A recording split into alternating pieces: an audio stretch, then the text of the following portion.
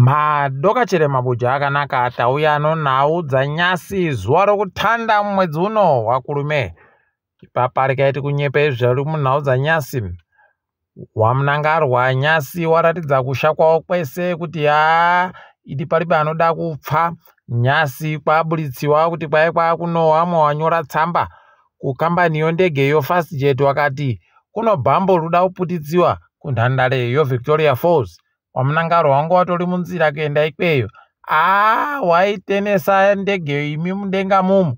Wakabva waibenhutsa kuHarare. Wabva watosiya zvekuenda kuVictoria Falls wangu wachida kuita. Unobva waita kuona kuti paribe anoda kupfa komana. Idi notima rawanarori. Heno kuti zvichapera sei. Asi wakuru wehurumende wagoti takutoramba takaita kuvhura madziso nonzewe kuti tione nekungwisisa kuti zviri kumboitika. Pokare wagoreketa kuti wari kuferefeta zvacho zvareketeka kuti zviri zvochokwadi chere kana kuti ipwito dzega. Pawabenhuka kuHarare wamunangarwa wabva waenda koti anga ari mukuru kumasoja womuchadenga Elson Moyo ngaachisiye basa. Paimwe dzuno ndio kupedzisira akutosiya basa uri pakati chaipo. Wabva wamuisira mumwe anga ari pasi pache John Jacobo Nzvede. Nzvede uyu ndiye akupinda kotungamira masoja womuchadenga. Heno kuti zvanga zvakarongiwa kare chere kana kuti wabva waita zvokuvhiringidzika noukari wakabva wati tadza kuronga rekaiti mubise ticharamba takaringa hedu. Asi ipapa parotokuningisai kuona kutoti aiwa pamberi papano nyaya masoja arikuramba achigumuriwa yaya rekaiti rambe takaringa kuona kwazvinoenda. Wamunangarwa wabva waisapo kare Christopher Pamhidza. Christopher Pamhidza iyo akufanira kuenda kuHealth Services Commission ari mabharani ikweyo. Rekaiti kuona kuti zvinopera zvakaita sei charamba takaringa zvedu.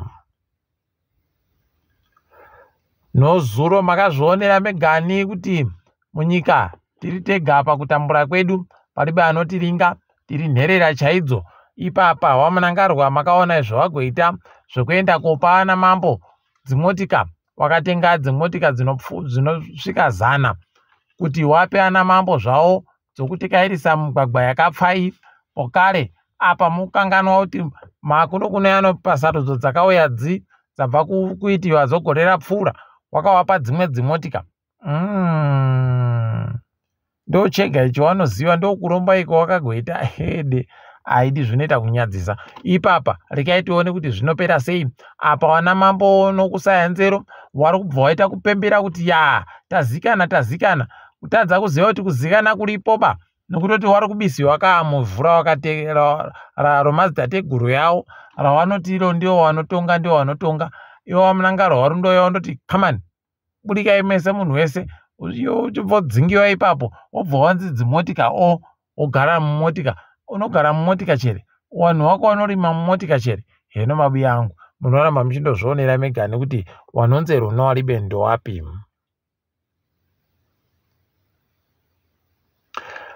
Kwaita nyahwa karikoga Kaseke akambotungamira Zimbabwe Tourism Authority apfa ano makore 32. Akagara makore 3 murumeyu asi kuenda kubasa asi achihwara asi ari kuramba achitambirisiwa. Idiwo zano vanombochengetana idi asi kudenga hakuna yawe. Izvezvi wamwe wadokerera padande mutande wari kureketa zvawo kutoti aiwa pirigori vaenda anga asinyanya kuvhaira. Rekaitione kuti zvinopera sei. Tanyepiwa ba kuti achaikiwepi kana kuti zvinenge zvakamira sei. Asi kana zvabudika tinokunyepai. Kwaino Zimbabwe Anti-Corruption Commission tasunga anonzi Terence Mashaire anga ari ndiye mutongi pamurehwapa. Pokare nemumwe anonzi Malon Muza anga ari mumwe anoita zvokutekenya makombiyuta ipo kubazi rinoringana zvemutemo kuJudicial Service Commission. Kwaiye Muzayu agopuwa madhora $350 $350 yochimanja mubudu kuno ndo yabatirwa iyoyo. heno kuti chokwadi chete kana kuti manyepo tinenge tichikunyepai tichiona kuti zvinenge zvichitekaira papi nopapi nopapi. Zimbabwe statistics wanoita zvekuerengiwa kwezvinhu nevanhu watoisiwa izvezvi kunidziwa mwoto chaiwo nokutoti kwai wakanga wavakirwa muzinda wavo mukuru uriwo mamiliyoni 3 wemari yekuAmerica wakabva wausiya kuusenzesa wakutoenda zvavo kuore tsvaka dzimwe nzvimbo dzokusenzera. Apa wana mbavha wakabva wapinda imomo kwakuba zvinhu izvezvi kureketa kuno kwakutodikana mari inopfuura zviuru 400 kuti inhadzirisiwe ikone kusenza pokare. Idi mari yedu inoramba ichindoenda zvaye kundoenda kwakaenda imbwa ndo kwakaenda tsuro, toramba tichindochema nzara, tichindochema kusaya zvokudya, kuchema kusaya mari yekuitisa zvinhu zvokugadzirisa mugwagwa nokudii, iwo wachiti hawo yekupfatsura kudai. Idi zvakaita kuoma chaizvo. Rekai tione kuti zvinopera sei. Takundoimba ipapa kuti kuno vanhu vachadzingiwa basa nazvo. Zvagoiti vanova Aljazira gore rapfuura kuburitsa firimu Gold Mafia zviya, kwai zvakahwadza vakuru, wakabva watoti aiwa regai tichiwake imwe nzvimbo inopindira vanhu vanozikana kuti vanhu vanomazita nomahofisi VVIP pachirungu. Ipapa panhandare yoHarare wakutoita zvokutopedza kuwaka kunenge kuchipindira iyo wakuruwo. Ikweyo kana nakadzitape vanodikanaba, ikweyo wanenge vari kundoita pfuure vachipfudzana zvavo, iri kunanzvana kodzakakora kwega. Rekai tione idi kuti zvinosvika papi. Asi tinondoshuvira kuti munhu wese akone kugoisenzesawo nzvimbo yavari kuwakayo. Kuno iyo wakuruwa tinotoziva kuti vanenge vari kuda kuti iite yavo basi, iyo munhu wese. Matengeho akuita magetsi kureketa kuno akuhwadza wozesa vari kuramba wakasimba izvezvi pakuti wakatokwidza kare. Mabi angu pakaita kunyangariwa izvezvi. Kwai munhu ada kutenga magetsi 50 akutenga nomasendi 9 ribodzi. Asi anenge akutenga magetsi anopfuura 100 akautotenga nomasendi 22 22 cents per kilowatt pachirungu. Unobva waita kuona kuti idi njodo iya yakusimbiridzwa manje. Rekai tione kuti zvinopera zvakaita sei. Ticharamba hedu takaringa ipapa.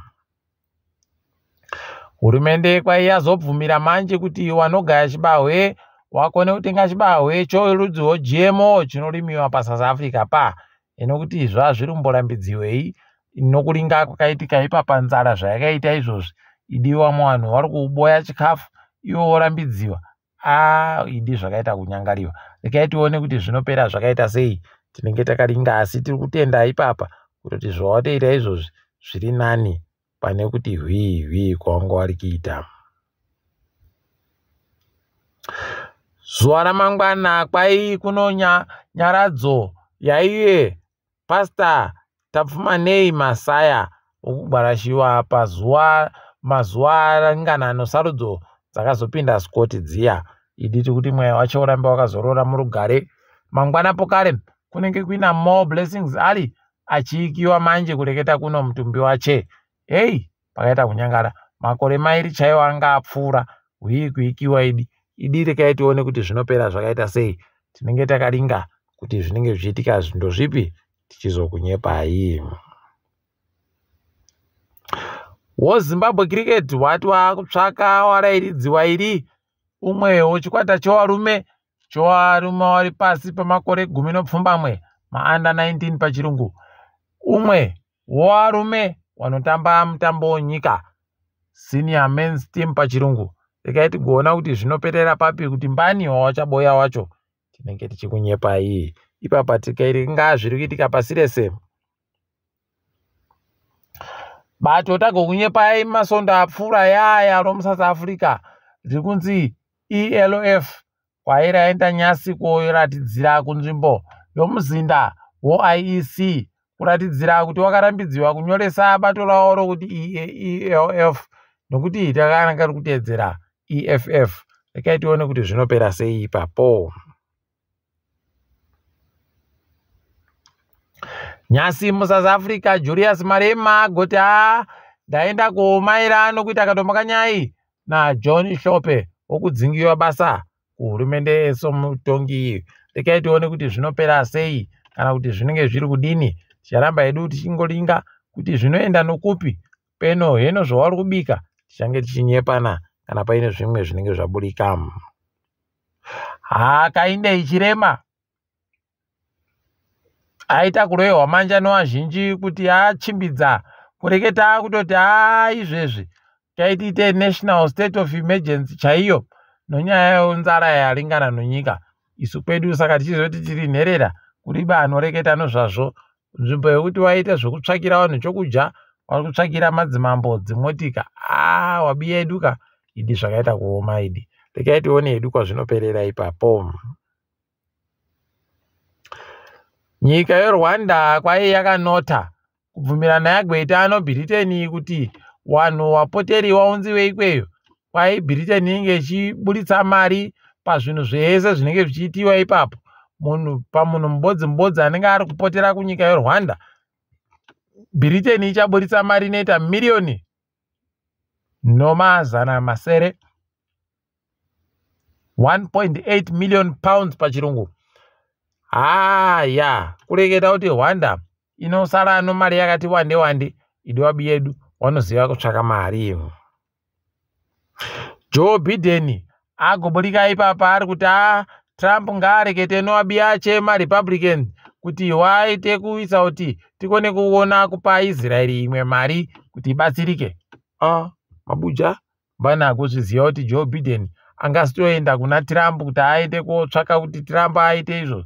Warume vaziva kuti pano nyaya chaipo. Tikai tirambe takaringa kwazvinenge zvichienda. Nyaya yahwadza vamwe ikasekesa asi ikanyadzisa. Paul Pogba mwana wekuAfrica iyoyo idi aiwa hokare wagota aiwa mudzimu nousimbe idi ndo wache ipapa agonzi iye arambidziwa kutamba bhora kana kuita chose chinokuita nobhora makore mana nonyaya yekuti aitora zvinhu zvisingabvumiwe zvinonzi enhancers kana kuti doping pachirungu. Unobva waona kuti pakaita kunyangariwa chaiko. Munhu anga anoseza hwache huribei chekuita zvimwe zvinhu ipapa abva avhiringidziwa manje. Heno manje kuti achagoita sei idi unobva waita kunyarira kuita kumunyarira chaiko. Rekai tione kuti zvinenge zvipera zvakaita sei. Asi kwanyasi mabuja pakutanda kwomwedzi waKurume uno ndini wenyu Mhanduwe Wenhau.